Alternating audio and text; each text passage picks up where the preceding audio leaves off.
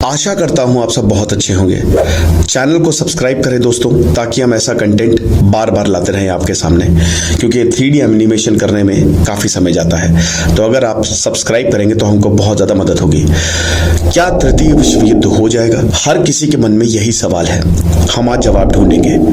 हम इसकी बात क्यों कर रहे हैं? क्योंकि ईरान ने इजराइल पर हमला कर दिया। यह हमला एक्सपेक्टेड था। ऐसा क्या हुआ जो ईरान ने इजराइल पर हमला किया और तृतीय विश्व युद्ध हुआ? तो भारत क्या करेगा? भारत के लिए कितनी दिक्कतें होने वाली है? इन सब चीजों पे आज हम बात करेंगे।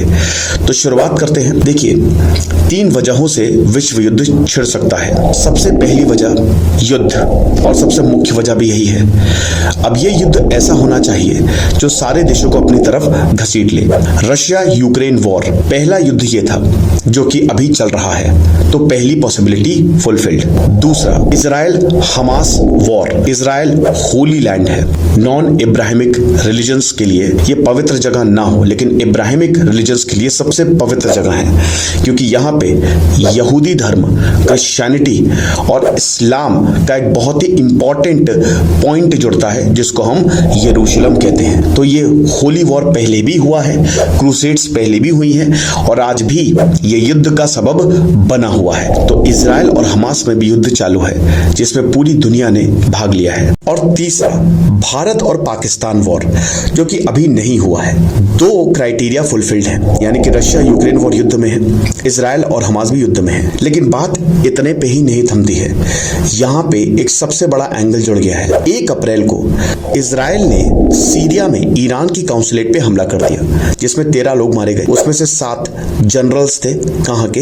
ईरान के, ईरान रेवोल्यूशनरी गार्ड्स के। ईरान ने उस समय कहा था कि हम बदला लेंगे, और ईरान ने 48 घंटे दिए थे, ऐसा कुछ सूत्रों के हवालों से पता लगा। लेकिन वक्त बीतता गया, दिन बीतते गए, ऐसा लगा ईरान हमला नहीं करेगा। 14 अप्रैल की सुबह ईरान ने 300 से ज्यादा ड्रोन्स इजराइल के ऊपर दाग दिए। ईरान को बचाता है उनका आयरन डोम जो कि मिसाइल्स या ड्रोन्स को निष्क्रिय करता है, वो एक्टिव हुआ। ईरान ने जो मिसाइलें दागी वो निष्क्रिय हुई, लेकिन काफी मिसाइलें शहर के अंदर चली गई। तेल अवीव, यरूशलेम और बहुत सारे शहर इजराइल के दिक्कत में आए। लोगों के अंदर डर फैला।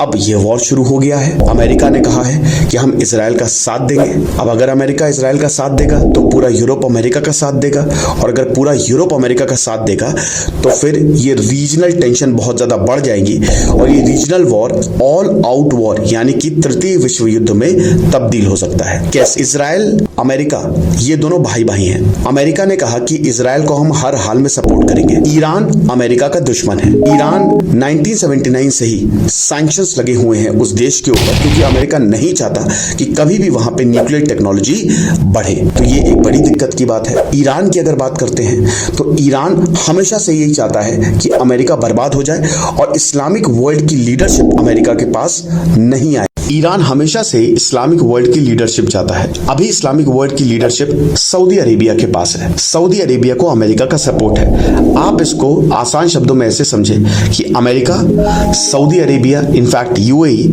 गल्फ कंट्रीज के काफी देश और यूरोप यहाँ पे अमेरिका के साथ खड़े हुए दिखेंगे। अगर इस तरफ बात करें तो ईरान और उसके प्रॉक्सीज जैसे हिजबुल्ला, हुतीस, इनको ईरान ने खड़ा किया है, वो ईरान के साथ खड़े होते हुए दिखेंगे। साथ ही साथ रशिया का डायरेक्ट सपोर्ट होगा और चाइना का इनडायरेक्ट सपोर्ट होगा। भारत की अगर बात करें तो भारत ने हमेशा से न्यूट्रल पोजीशन अख्तियार करके रखी है कि ना ही हम तुम्हारे साथ हैं ना ही हम तुम्हारे साथ हैं, लेकिन डिसीजन लेना पड़ेगा, फैसला लेना पड़ेगा, क्योंकि यहां से तेल का कारोबार होता है। हालांकि ईरान से भारत के रिश्ते ऐतिहासिक हैं। अमेरिका में डोनाल्ड ट्रंप जब आए तो उन्होंने पूरी कोशिश की कि भारत कभी भी ईरान से रिश्ते ना रखे, लेकिन 2021 के बाद से हमारे रिश्ते अच्छे हुए हैं। लेकिन भारत को कोई ना कोई फैसला लेना पड़ेगा, क्योंकि भारत अमेरिका का भी अच्छा दोस्त है, यूरोप से भी उसका बिजनेस है। भारत डायरेक्टली वॉर में ना पार्ट ले, बट इनडायरेक्टली तो उसको वॉर में पार्ट लेना ही होगा।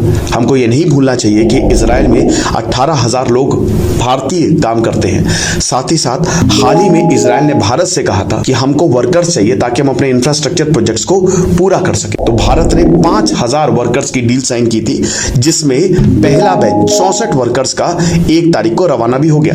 16 तारीख को अगला बैच रवाना होना था। युद्ध हो गया है और भारतीय दूतावास ने यह चेतावनी दी है कि ना ही आप इजराइल जाएं, ना ही ईरान जाएं और हमारे साथ लगातार संपर्क में रहें। अगर ऐसा होता है तो तेल के दाम बढ़ जाएंगे, जिससे भारत अछूता नहीं रहेगा। तेल के दाम दुगने हो सकते हैं, क्योंकि यहां से तेल का कारोबार होता है। गल्फ कंट्रीज तेल बेचती हैं। गल्फ कंट्रीज के पास तेल का खजाना है। स्टेट ऑफ हॉर्मोस और बाल अल मांडेब से ये पूरा तेल का कारोबार चलता है।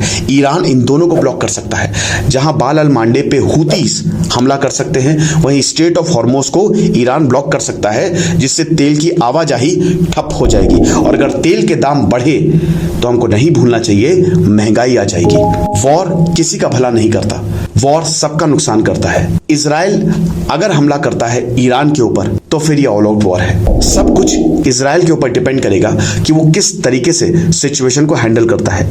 पूरी दुनिया ने साथ मिलकर इस हमले को कंडेम किया है, लेकिन इजराइल कह रहा है हम बदला लेंगे, हम रिटेलिएट करेंगे। और अगर इजराइल ने पलट के हमला कर दिया तो फिर ये युद्ध का आगाज होगा, जिसमें पूरी दुनिया जल उठेगी। हमको नहीं भूलना चाहिए कि इजराइल एक न्यूक्लियर स्टेट है और रिपोर्ट के हिसाब से ईरान के पास भी छोटे छोटे न्यूक्लियर वेपन्स हैं। हालांकि पूरी दुनिया यही कोशिश कर रही है कि जो हो गया सो हो गया, मिट्टी डालो। अमेरिका नहीं चाहेगा कि वो वॉर में घसीटा जाए, क्योंकि जब भी अमेरिका वॉर में घसीटा जाता है तो अमेरिका का काफी नुकसान होता है। ईरान यकीनन हार जाएगा। ईरान के पास इतनी ताकत नहीं है कि वो इतने सारे देशों से निपट सके, लेकिन वो अमेरिका और इजराइल का भयानक नुकसान करके जाएगा। आपको क्या लगता है, आप कमेंट बॉक्स में जरूर बताइएगा। लेकिन तृतीय विश्व युद्ध का खतरा मंडरा रहा है। शुक्रिया।